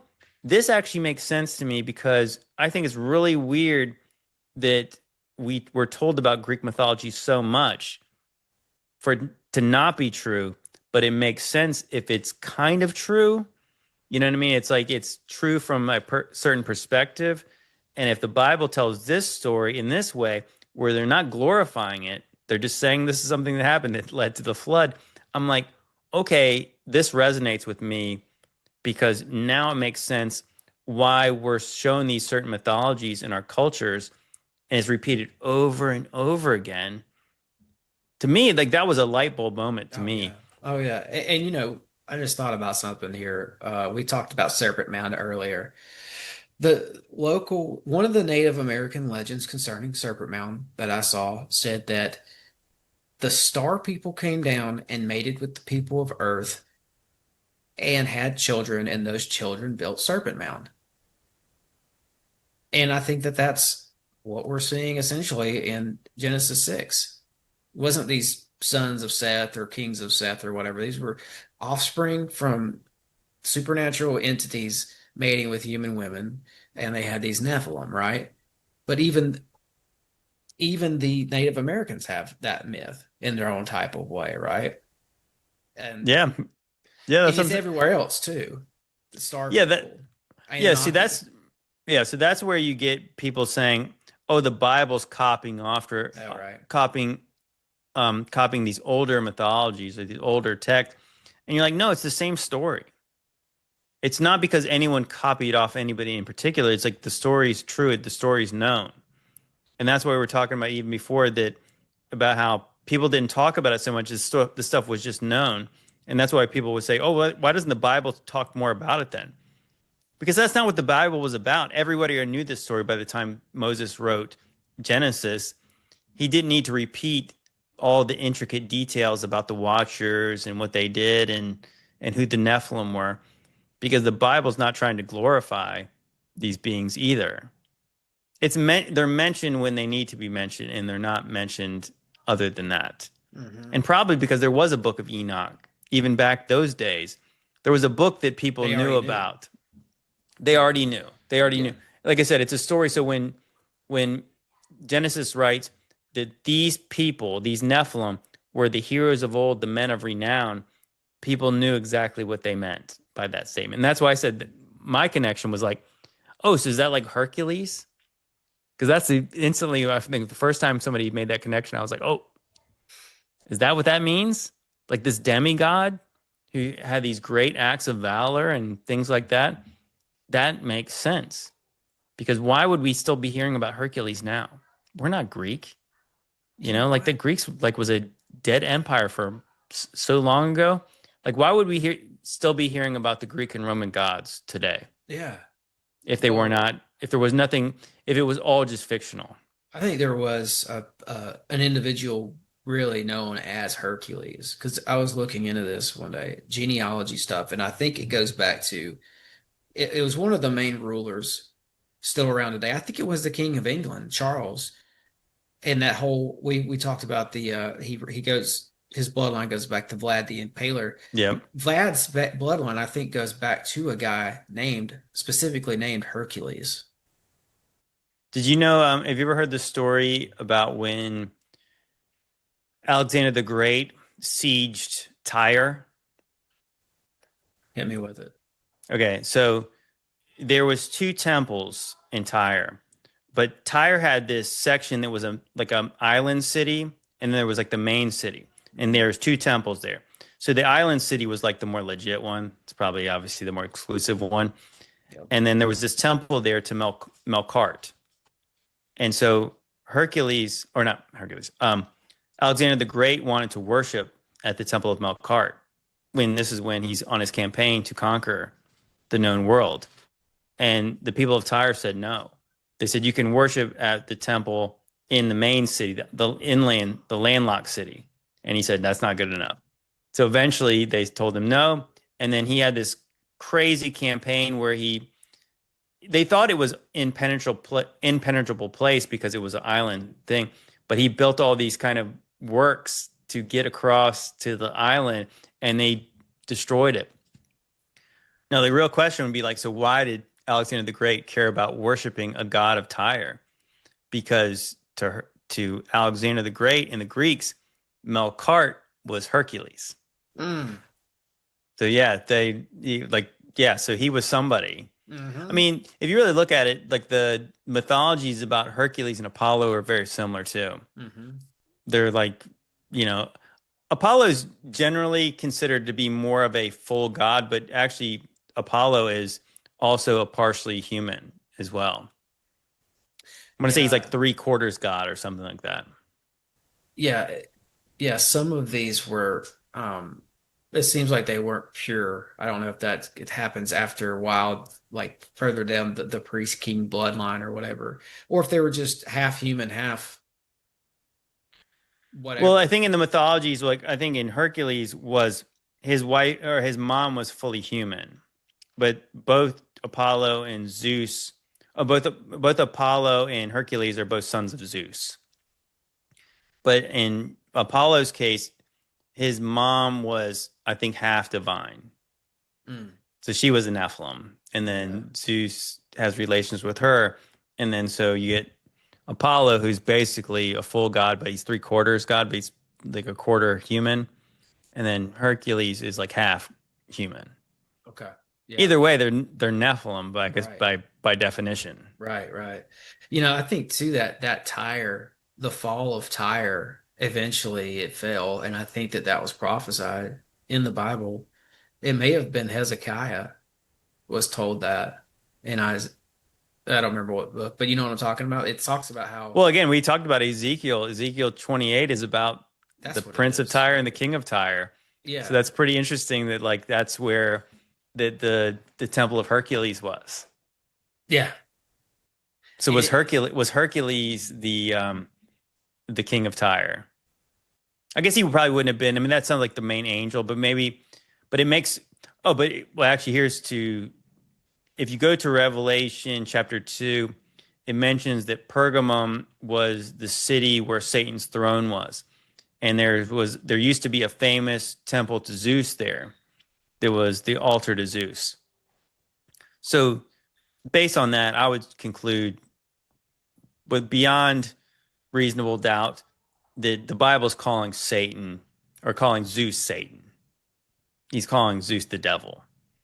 So if you think about it, so then you think about you have this spiritual being over Tyre. His son is Hercules. So Hercules, there's a big temple to Melkart there, Hercules. Maybe it is saying that that's the devil's son, was the Prince of Tyre. Yeah, there's that Ezekiel pack full of some weird stuff. And I like the weird stuff. I think it's great. You've got that Ezekiel chapter 8, and I think it's 7 through 18 or 20. Ezekiel talks about seeing these abominable abomination practices of Hmm.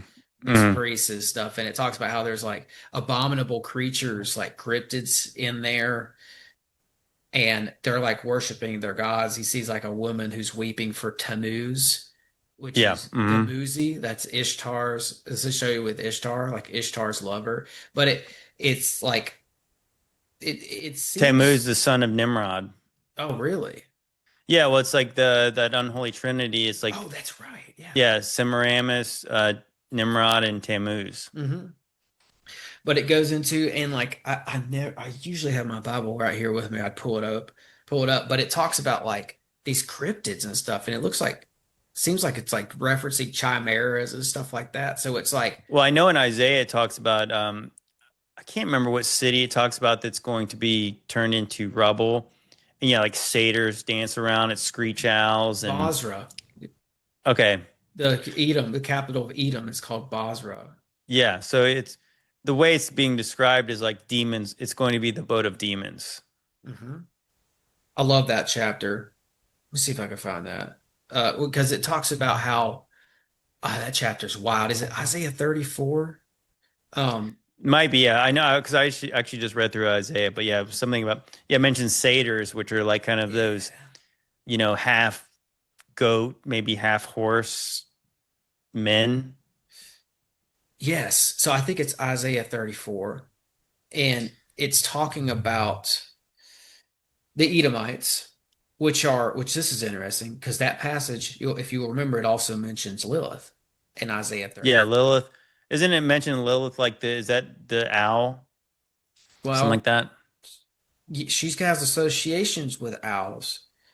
Sometimes the name Lilith has been transcribed to mean screeching owl, but I think this is talking about a entity named Lilith because the Edomites were also Amalekites, meaning blood liquor, and in a lot of the legends, Lilith was said to be like the first vampire, and Well, Lilith is Lilith was also the mother of demons, right? yes, yes.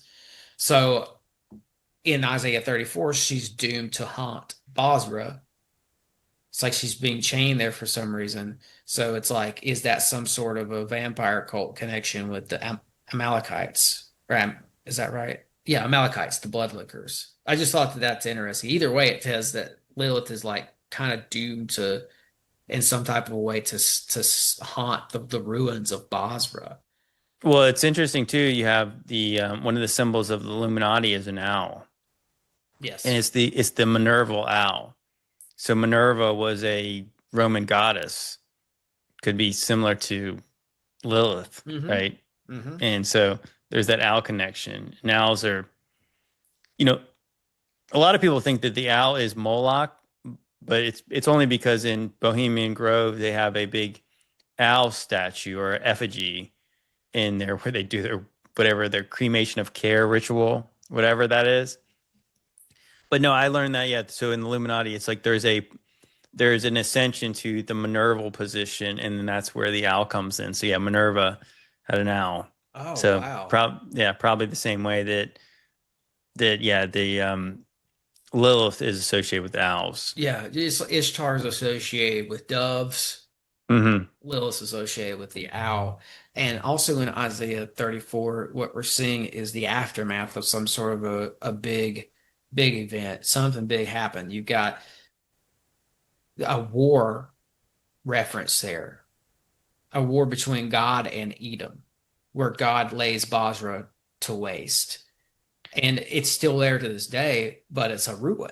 The ruins of Basra are still there. I looked it up online. It's pretty wild. Um, and I'm just like reading through that chapter. I'm like this in no way suggests that the Edomites were at war or were in battle with the Israelites. It seems like they were in battle with God directly. Yeah, you have to look into that.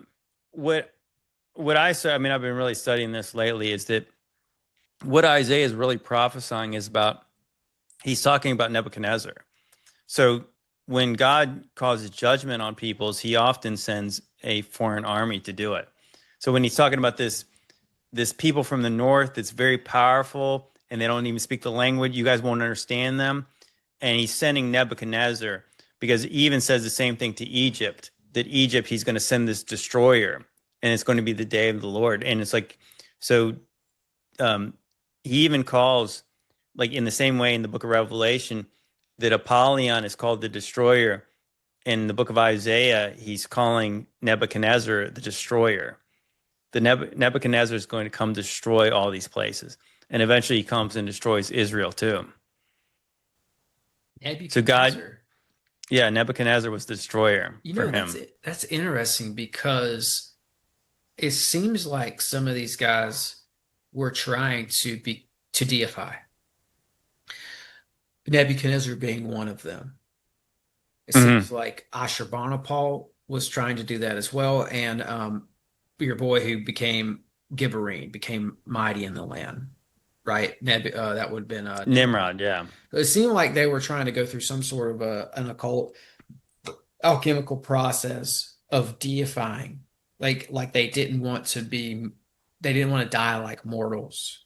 They wanted to become like gods, like they, where it talks about how Enoch became Metatron. Like there was an occult version of that they were trying to achieve. So that's interesting to hear that he would. Am I hearing this right? Like Nebuchadnezzar is coming back to. No. That's not a future prophecy. That's happened. So like that's like God. The real like, King Nebuchadnezzar. Nebuchadnezzar was God's destroyer. He used Babylon. What's really interesting, if you pay attention, is that here's where people are so twisted up in their eschatology now, especially when they're thinking about, oh, well, Israel's God's chosen people, so therefore gods will never let anything happen to them. God sent these other nations to destroy Israel.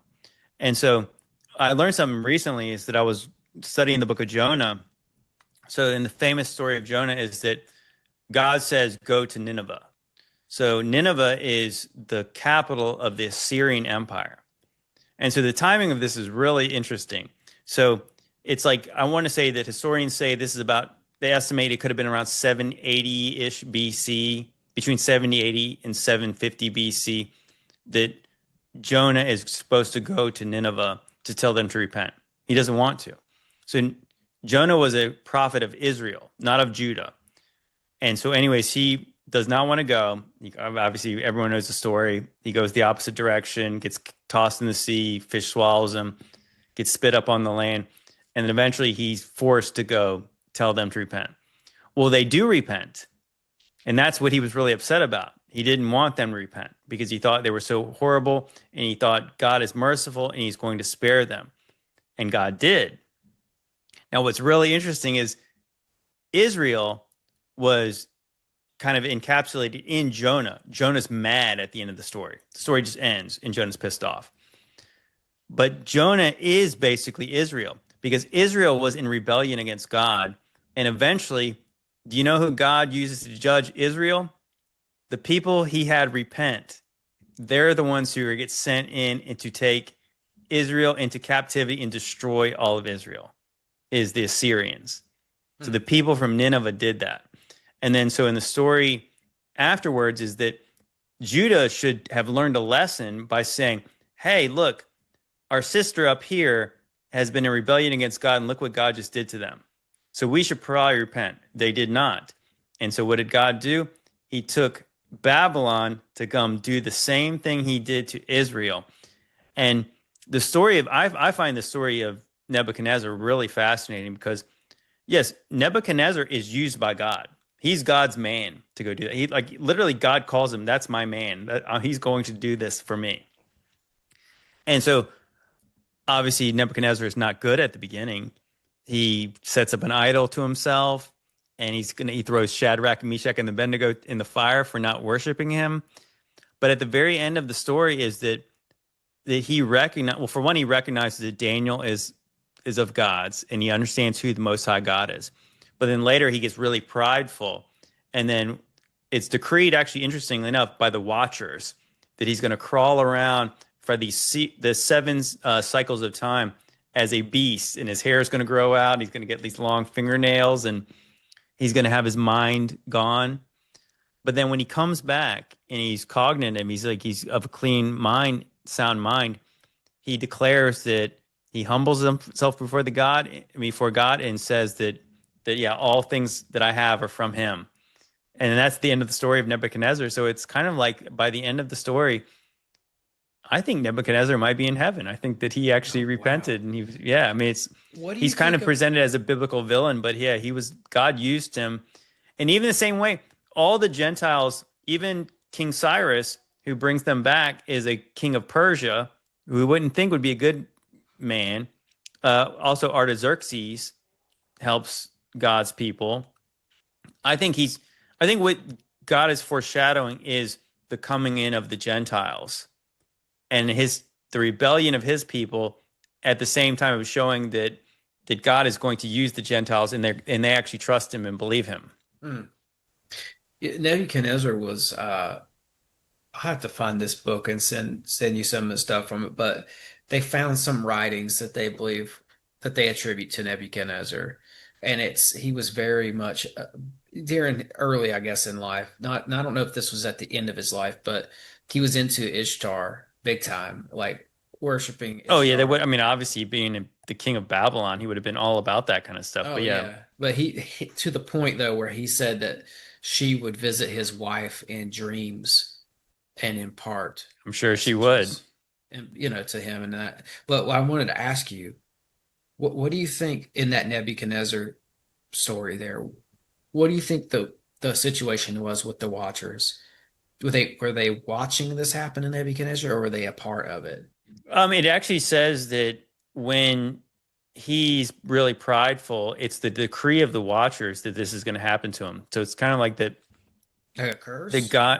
I think it kind of sounds like to me that if you read in Psalm 82, there's this divine council. You have these beings that are with God and holding court with God. So God enters the presence of his divine council, and then he's speaking down to them in Psalm 82. But I think that's kind of what it's saying. It's like that you have, God has got a family up in heaven, right? I mean, we know that Jesus is not like the other sons of God. He's the unique, the only begotten Son of God. He's God himself. He's a different, get into all that stuff. But you know what I'm saying? But he has his sons of God, which are the heavenly hosts. And God has duties for them. So God probably lets them he lets them do things. So he says, dictate what's going to happen to Nebuchadnezzar. And they decree that for these 7 cycles of time, that he's going to have this punishment until he learns who the Most High God is. Yeah. Wow. I know I've always wondered about that line in that decreed, right? It says decreed by the Watchers. I think that's wild. Yeah, we just looked that up the other day because it was funny. I was just talking about how that we had this guy trying to debunk the book of Enoch, and he was like saying quote unquote Watchers. And I was like, does this guy know that Watchers is actually in the Bible? It's mentioned in Daniel chapter 4. So it's like it's not a different context because it even calls them the holy ones, the holy watch. The holy ones are watchers. Aren't they? So that's exactly how they're described in Enoch. Well, I don't know that the term watchers ever mentioned besides the book of Daniel in the Bible. Okay. But it's used in the exact same context that watchers are holy ones, or as again, us people without lacking nuance would say they're angels. Or sometimes are they referred to like sons of God? Well, typically that's what angels would be called in the Old Testament, sons of God. And in the New Testament, which they were sons of God before they rebelled and became watchers, right? Well, I think the term sons of God just comes from the idea that they are direct creations of God. That's why that even Jesus would be called Son of Man, because he was born of a woman, just like all of us. And if you look at the genealogies of Jesus in the book of Matthew and Luke, it goes back to Adam, who was son of God. So Adam was not a son of man because he had no father other than God. God created him. So all the heavenly hosts would have been sons of God.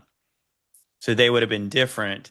And so that's why in the resurrection, people in Christ, we can be called sons of God because in the resurrection, we'll be like the angels. When people tell you that, oh, we're all children of God, it's like, no. not all of us, in the resurrection, we will be sons of God. You know, like we believe that as soon as we accept Christ, that we've accepted eternal life now. If you believe, but we won't be like the sons of God until the resurrection, when we get the glorified bodies. Yes. I had to pull this up again, this Isaiah 34, because it's like the indignation of the Lord is upon all nations, and his fury upon all their armies. He hath utterly destroyed them. He hath delivered them to the slaughter. It's saying like God, it's almost like God himself is doing this, but their slain shall also be cast out, and their stink shall come up out of their carcasses, and the mountains shall be melted with their blood. And all the host of heaven shall be dissolved, and the heavens shall be rolled together as a scroll, and all their hosts shall fall down, as the leaf falleth from the vine, and as a falling fig from the fig tree. My sword shall be bathed in heaven. Behold, it shall come down upon Idumea and upon the people of my curse to judgment. Then it goes, say, oh, here's the verse. The sword of the Lord is filled with blood. It is made fat with fatness, and with the blood of lambs and goats, and the fat of kidneys of rams. For the Lord hath sacrificed in Bozrah, and a great slaughter in the land of Edom. That's what that word means. Judgment down upon Edom. So I don't know. And unicorns shall come down with them. It gets weird here. And the bullocks with the bulls, and their land shall be soaked with blood, and their dust made fat with fatness. So, for it is the day of the Lord's vengeance, and the year of recompenses for the controversy of Zion. And it just kind of goes on to say that the city's going to be turned into ruin. The smoke shall rise up forever, from generation to generation. It will be a waste. And that's part of my point earlier. It says that none shall pass through it forever and ever, and it shall be a waste. Well, it's still a waste to this day, which is interesting. The ruins of Basra are just out there desolate. You know, they even think, have you heard that Petra was the fortified city that's mentioned in the Bible a couple of times? Yeah, I think it was an Edomite stronghold. Yeah, it was an Edom place, and yeah, so it all tracks together. That like that place is just like we wonder in awe about like what this place was, but that kind of like just that kind of fitting to what is described is like people are just like, what was this place? And what happened? Like, how did they get destroyed? You know, was this like the host of heaven came down and just wiped out a city, or what? Well, I mean, I think that when you read the prophetic language and you know a little bit more of the story, I think that, yeah, God uses armies, but at the same time, even when he sent the Israelites in to, destroy the inhabitants of Canaan, it often mentions that the angel of the Lord went before them. And it mentions many times that the hail and things from God killed more people than the sword did that day. Yes. So it's possible that, yeah, the heavenly host, but I also think when you're reading that, the way it's written, there's a judgment against this, like the angels at the same time. It's like there's this judgment on the peoples there. And maybe you think about even like the princes that might be over that region, that they might have been judged too. It's like the spiritual thing that we can't see. That's what I was thinking. That yeah, might like be the where God Lilith is judging some angels at the same time who have done wicked things. I think that might be how Lilith might be involved with this too. Yeah, well, there's also a verse, I want to say it's in Isaiah 27, when it's talking about the day of the Lord coming, and that the sun and the moon are going to be put to shame, and like the heavenly hosts are going to be, something like that. It's kind of like, it's strange because like, what do you mean? Like of course, we're taught by the science is like, these are just balls of gas and rock or whatever. It's like, why is God putting one of his creation to shame if he's not talking about an entity that's have something to do with this thing? Like, why would the sun and the moon be put to shame? And what's with the unicorns? Chapter 7. Have you ever heard? 7. have you ever heard that, like, in the kind of ancient mythologies, like the unicorn was like a war horse? I've heard it said that they were real and that they were associated with the Nephilim at certain points throughout Kind of time. makes sense that it would be war horse. I mean, if you're thinking Yeah. about like the cavalry kind of going in, you got this horse with the big old, horn on its Yeah. head. Yeah. I actually have a book here, JT. This guy, these are a bunch of accounts of people finding giant bones in America, essentially. And I'll keep it simple here, but like I don't read this whole thing, but there's an account from 1891 where this Jesuit priest, I looked him up, he's a real guy. He actually founded the city of Tucson, Arizona. And Oh wow. he goes out with a Native American, and this Native American shows him this place up in like these sort of like rock cliff face caverns, and there's like doorways into the rock that have been carved out with precision, right? And they go in and they find a tomb, and there's big giant sarcophagi in there. And they open one of the sarcophagi, and he sees a giant in there. He documents all this, and he says inside of the sarcophagus was a little marble. It looked like marble unicorn, perfectly chiseled little model of a unicorn. And the reason why we have this account is because this Jesuit priest wrote up a report to this and sent it back to his headquarters, his Jesuit superiors, and told them about it. And told them, he even went so far as to tell them that upon seeing the unicorn and holding it, he dashed it up against the wall because of how evil it was. He broke it and shattered it. I mean, it's the funny thing to me is that to me it makes sense that the unicorn was a real being. Oh yeah, like a real animal at some point, because like why would we have these mythologies about this thing that would show up so much if it wasn't real? And if you really think about it, it's like, is it really that absurd to think that a horse could have a horn on its head? Nah. No, there's way weirder animals than that.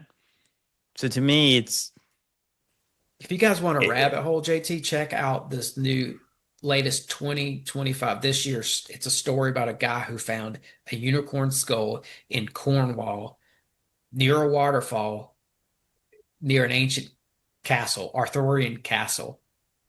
Oh wow. Okay. There's at least three different news stories about this, and it could be legit. There's a picture with the guy holding it. He was a Canadian guy, and he was out there with his family, and they were walking through this little nature trail near a waterfall, and they saw what looked like a root sticking up out of some moss, and he pulled on it and pulled on it, and he pulls out the unicorn by the horn. And they take a picture with it, and they left it. I don't know why, but he says he left it in a local pub there. So there's all these stories. There's all these stories. He got so excited that he went to the pub, got drunk, and forgot it. Right. So it's very interesting to see how like they're scrambling to call it a hoax. But when you look at there's pictures of it, and you could see that the horn, the skull rises up to the horn. It doesn't look like somebody glued a horn to the skull. It looks like it grew out of the skull, is what I'm saying. It's wild. You should check it out. You know that they got hundreds of those things, or if not thousands, at the Smithsonian stuck in their basement. Yep. Did you ever hear the story? The funny part is, like, again, going back to the original article about how like the Smithsonian's hiding this stuff. I remember Rogan had somebody on there. I forgot the guy's name, but the guy owned a bunch of land in Alaska, and they had a bunch of woolly mammoth carcasses and bones and stuff on their property. And so at one point, they donated them to like the New York Museum of History or something that was eventually absorbed by the Smithsonian. And they gave them tons of mammoth bones, which now are worth tons of money, by the way. And it just so happened that the Smithsonian said they don't have room for them, and they just dumped them in the Hudson River. Did you ever hear that story? Yeah. I follow that guy on Instagram, and But I mean, so the funny part about that is that it's not absurd to think that they would just discard stuff and hide stuff, because why would they ever just do that? I mean, you think about it. What if they just said, hey, we don't have room for these things in our warehouse. Everyone come get one who wants one. yeah, They could have gave them away. Why would they dump them in the river? You do that kind of stuff when you want to hide stuff, wanna right? hide. Ask the mob, yes, right? Why would you dump it in this completely just dark, awful river? Because you don't want people to have them. You don't want people to know about them. But why not? Because these people lie, and they want you to know a history that they want you to tell, that they can tell you, but not. That's it. Yep. See, this is a picture of the skull this guy John Goodwin found, and it's near this tentacle. It's an ancient castle. It's in ruins today. It's so old, and the castle is associated with King Arthur, right? So this whole thing is just already magical from the jump. You got waterfalls and King Arthur and ancient castles. This is Nice. a picture of it, and you see, look how the skull. This is what I was trying to explain. You see Oh yeah, how yeah, the skull. definitely. That doesn't look like somebody just tacked it on there. No, Why I does mean, why does like I this said, I part? don't think that unicorns are that hard to believe. And you know what else, JT? I think if Oh, they would have faked it too, they would have had a straight horn, right?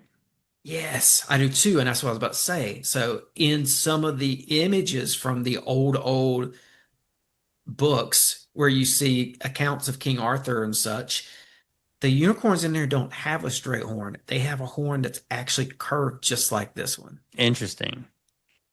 Yeah, and Yeah, I because didn't know obviously all that. the culture and the movies and stuff, it would be a completely just straight horn. Mm-hmm. Mm-hmm. There's old drawings of them. I saw one where it looks like it's a king, and I think it was King Arthur, but it's a king and he's like holding this dying unicorn. The unicorn's kind of got its head up in his lap, and you could see that it's dying because it's got a big wound in its side. And the horn is curved just like this one. So it's a very wild deep dive, man. This Yeah, I'll could have be to look real. into that. I This could could look be into real. that. Yeah. Oh man, this could be real. Yeah, this has been great, bro. Yeah, man, it's a lot of fun. Yeah, Hmm. obviously, all the time. Yeah, yeah, this was great, man. We talked our heads off today, man. Back Yeah, to it was good. back. I think we had a pretty good focus on giants and angels that are their fathers. So I think that was it all flowed together. I think pretty good. Hmm. Yeah, yeah, and just to put a bow on something you were saying there, yeah, that whole story about the Alaskan guy. I'm trying to remember the name of his Instagram. Boneyard, I think is what it's called. Yeah, that sounds Y- right. Yeah, they. I think after he went on Joe Rogan once or twice, the story got out there, and it seems like I remember hearing that people went into that harbor in the Yeah, they middle were of the. trying to find the bones, but I mean, you think like that was like 50 years ago or something like that. It was like I don't know, not sure if it was that long ago, but it was might have been 50 years ago. I heard they found something. The article I read said they were finding stuff, bones down Oh, there. really? Okay. I don't know if they actually produced a I full know that mammoth Barstool bone. Sports and those guys were trying to find them, but I watched Yeah. like one YouTube video of them trying to find them.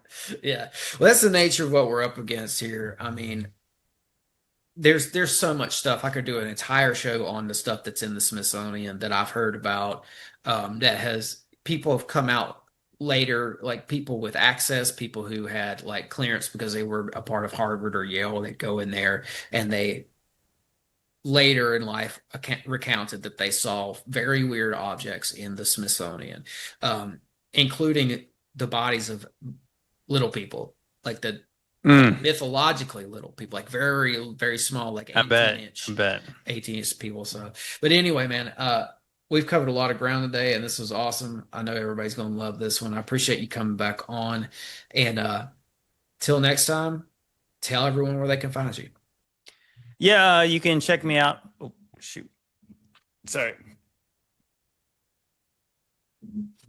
You're good. That was real smooth. Yeah, if you guys want to check me out, you guys can find me on YouTube, Instagram, Facebook, TikTok, X, Apple or Spotify. But yeah, if you look for JT Files JC, you can pretty much find me everywhere.